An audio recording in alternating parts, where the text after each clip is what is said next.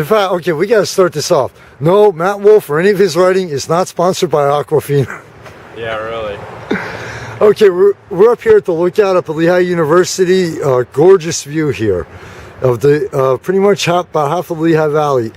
Matt Wolf, who is an achieved poet and is also one of the people that are trying to really pull together the spoken word poetry scene here in the Lehigh Valley, and facing a severe uphill battle with trying to get on the level of like other forms of art, like the visual art and the music and everything.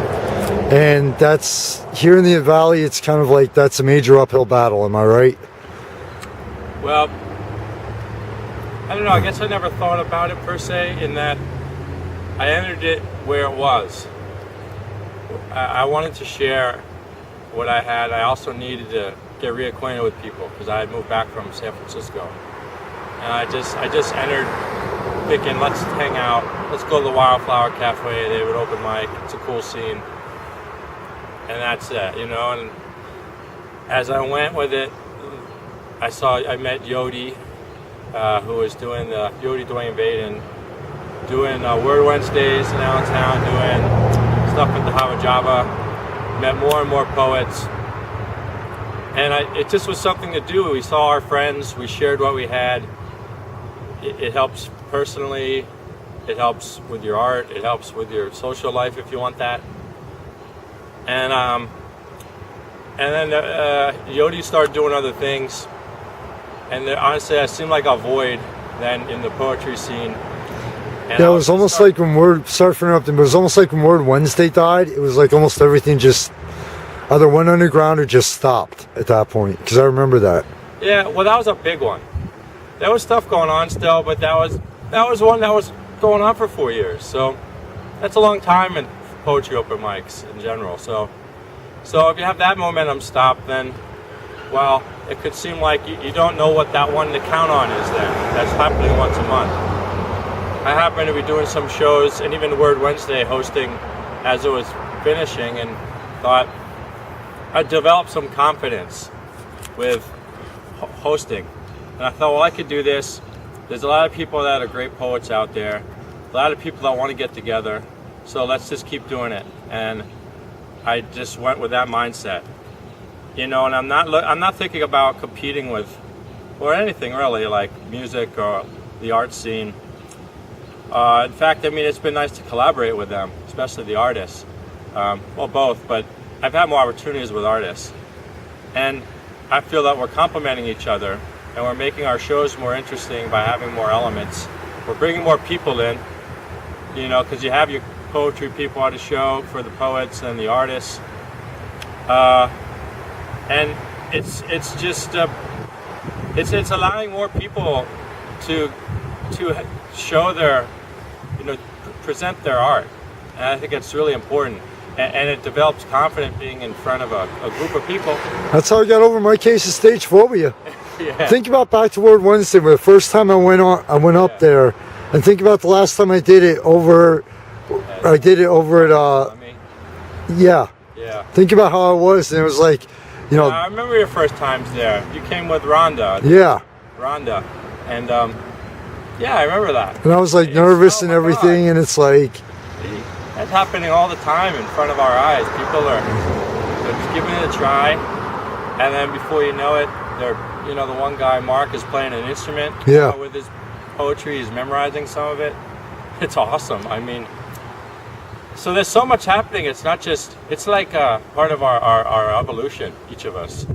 I know I approach it that way, you know, try new things, new settings, new challenges. I did an event with Dave Fry and with the library recently where they had me do jump rope rhymes.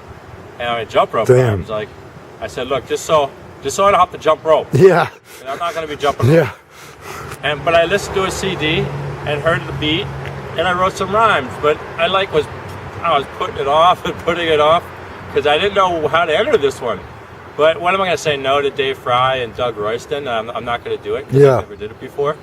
So to me, that's part of like this journey. If you have a certain, you know, one has a certain gift on a certain level of creativity. Well, you run with it because you just like what you do. You know, you think of a certain way, and there's poetry there, and it comes out, and it's like it could take you places and knock over boundaries that you had, and you know you could. I never thought I'd host readings. It wasn't in the plans. Now, what's the difference? Now, you see, you know, I'm sorry, man. It's just my mind thinks best on the fly. Like when you say something, that'll trigger. I'm done. You know, that'll trigger another question. Okay, you said about hosting. Okay, what's the difference as far as as far as being on stage, as far as hosting, versus just going up there and reading? Because it's basically you're on stage no matter which side of it you're on. What as far as being up there, like as far as you said about you were a little nervous about hosting and everything. Why would you be nervous if you've been up there countless times for a reading? You understand what I'm saying? It's like you're on stage and you have people looking at you no matter which end you're on. I think there's a combination of things there. Because number one, like when I'm hosting, nowadays especially, and I guess even back when it was starting, I was, in a sense, conceptualizing the event. Okay. Maybe not the word Wednesday, but established. So like, you're kind of out in front, and you're thinking to yourself, like, you want the event to go well. You just want the event to go well. You want people to have a good time. Yeah. You want people to show up, number one. You know, you got to put it wherever you put it, Facebook or paper, how are you going to do it? And you promote it, you invite people, and boom, here's the show, and you're like, okay, and hopefully people show up, Yeah. And then, so you have that part that is a little nerve-wracking, and then, that's, you want to kind of have a certain energy up there, like this is a good time, and you don't want to be a monotone. When I have my poetry, it's only on paper. Yeah. I can get up there and say hello, and then bam, I can read it. I don't have a script when I'm hosting. You basically gotta wing it when you're hosting. Like just keep it afloat. Maybe say something witty, say something funny. Just rest on my personality or whatever. But that's not all to be true though. I mean, in that the people, luckily I know them, and they feed me kind of. I see who it is. I see Cleveland Wall. I know her. I know what she's done to a degree. I know her style of poetry, and I can present her in a certain way. And I see, there's, my brain's gonna go. We were just at the lodge. I'll see people with a reading. Yeah.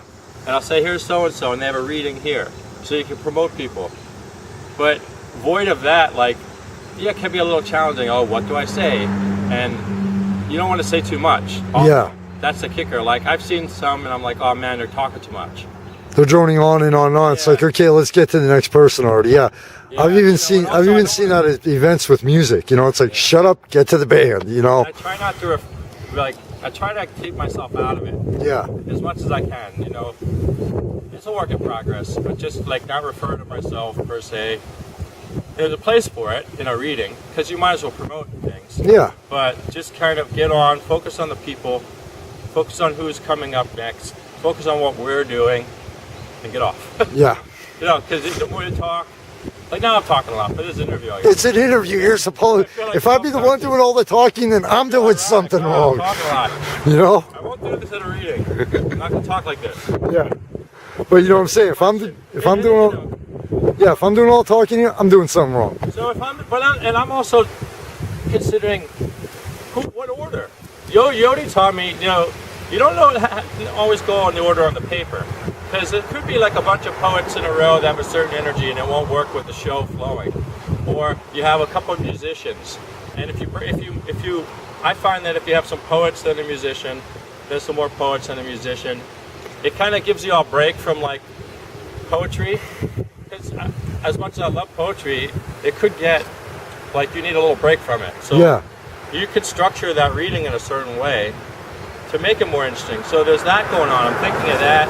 I'm kind of, people walk in at halfway through, they walk in a quarter of the way through, or at the end, and it's like, okay, I got to throw them in. Especially people there for the establishment, not for the event. Like over at the lodge. You know what I mean? People come in for the food or whatever. Oh, this is going on. So there's a lot of things to consider I think if you want to, like, I want to make it as good as possible for the audience. So, yeah, I want people to come back. I want it all to be positive, so we can keep doing this. And just, I'm a perfectionist that way. You know, maybe not a perfectionist, but I look to do as best I could. So I'll consider those different elements and be thinking about it during a show. And it can take away from the enjoyment. Honestly, I can't focus as much on the poet, but that's something I have to deal with and improve on. You know, just kind of like trusting myself. Everything, you know, speaking from the experience of starting off as an author, then doing the blog, then the magazine.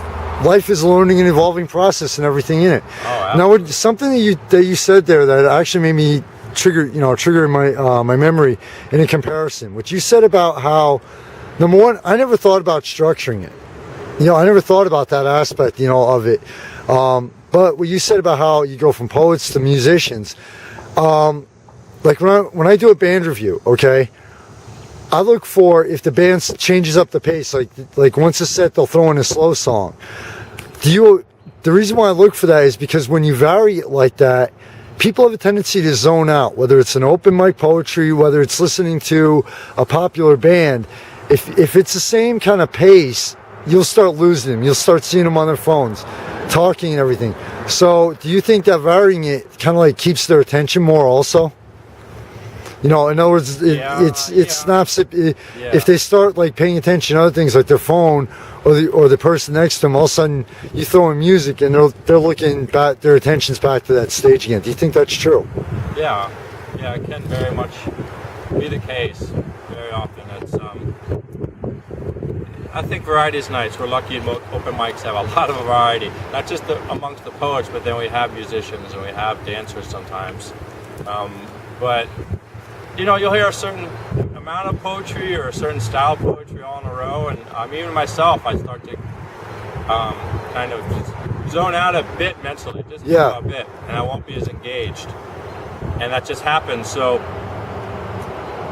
I like variety in the reading. If it's there, if there's musicians there, let's juggle it around. So keep people on their toes, if you will. Yeah, keep the surprise factor there. Yeah, who's this guy bringing his guitar? Oh, that's cool. We have a guitarist here. I just find it works better that way,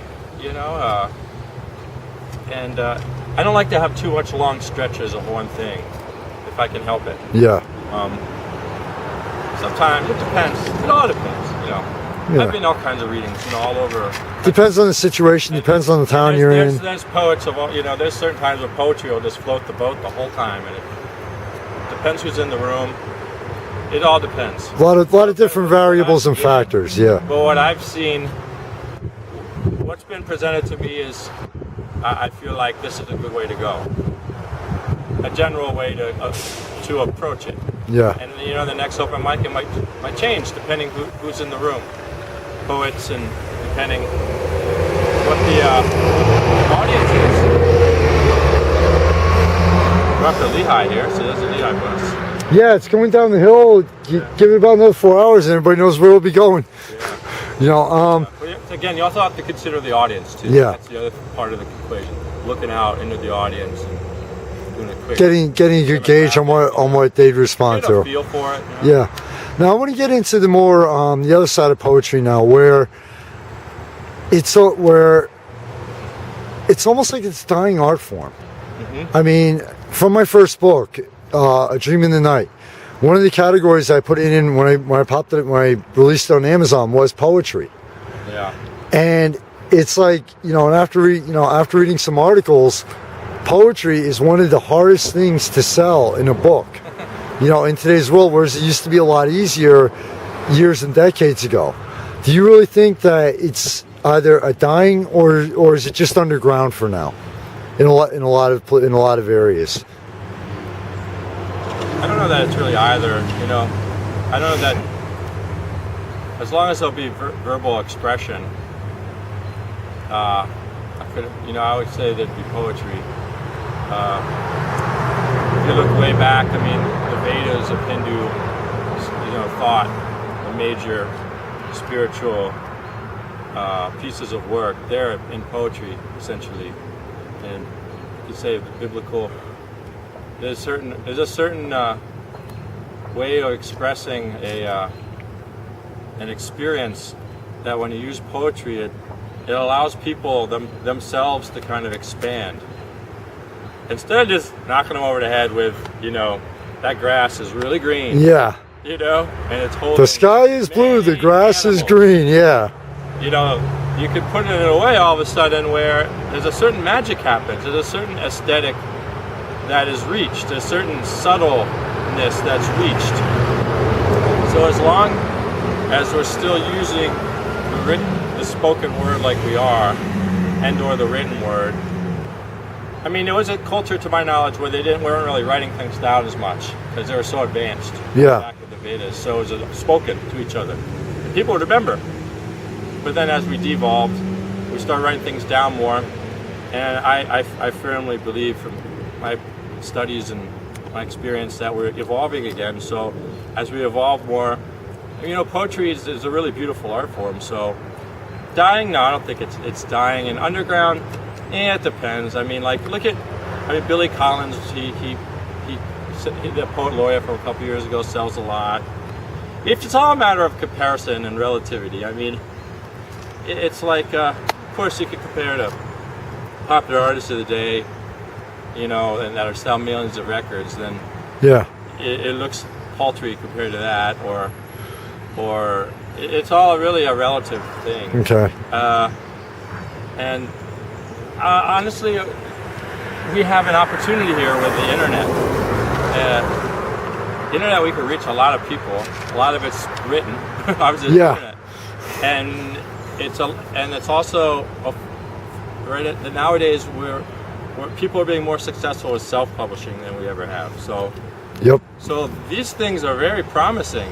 Instead of going through the whole dance with a publishing company, we can reach kissing their ass, having to have your work the original meaning, your work destroyed because they wouldn't think it was. Yeah, I'm familiar. The thought of having my work changed is like. That's the reason why I went self-publishing. I taught myself the ebook, even the ebook format, because it's like this was 5 years of my life that is in here, and I'm not going to have some publishing company, even if they would accept it, strip it down to some commercialized garbage. That's the reason why I did it. I haven't gone to those places yet. I haven't looked to publish from these folks from the publishing industry. So I mean, they're great for fiction. Experience, but I'm pretty pure with what I do. It would be difficult to change, what I have that's just happened with my poetry. Something I've just written. But certainly, I'm not necessarily concerned for poetry. It's almost like being concerned for gravity or something. It's like it's just gonna be there, to my knowledge. And if it's not there, I think we've evolved to something higher. You know what? It's a natural part of as long as we're using words. Yeah, I just thought of another reason why it'll always be there. 3/4 of the songs ever written on the face of this by the human race, what have they been? What are they? Well, poems. There's a lot of that in music, of course. Yeah. I think it enhances music when you have lyrics that are really interesting and they really play it on words in a nice way. Yeah. So. I'll tell you what, we're going to take a break here just because I don't feel like trying to squeeze in a 3-hour long upload into an hour at the library. So we're going to take a short break, and then we'll come back and kind of wrap it up, okay?